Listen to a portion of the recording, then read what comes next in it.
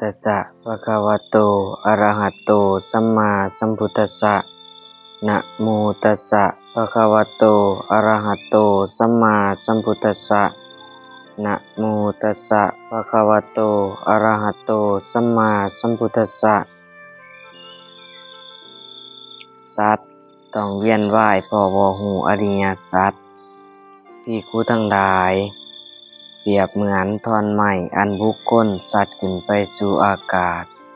วางเทื่อตกลงเอาตอนกกลงวางเทื่อตกลงเอาตอนกลางลงวางเทื่อตกลงเอาตอนปลายลงข้อนั้นฉันใดภิกขุทั้งหลายสัตว์ผู้มีอวิชชาเป็นเครื่องกั้นมีตัณหาเป็นเครื่องผูกแล่นไปอยู่ท่องเที่ยวไปอยู่ในสังสารวัฏก็ทำนองเดียวกันวางเทื่อแล่นไปจากโลกนี้สู่โลกอื่นวางเทื่อแล่นจากโลกอื่นสู่โลกนี้ข้อนั้นเพราะเหตุใดน้อข้อนั้นเพราะความที่เขาเป็นผู้บ่เห็นซึ่งอริยสัจทั้งสี่อริยสัจสี่อย่างใดน้อสี่อย่างคืออริยสัจคือทุกข์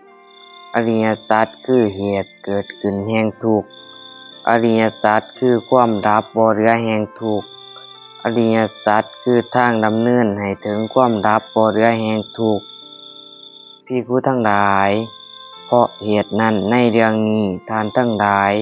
เพิ่งทำความเพียรอันเป็นเครื่องกระทำให้รู้ว่าทุกข์เป็นอย่างนี้เหตุให้เกิดขึ้นแห่งทุกข์เป็นอย่างนี้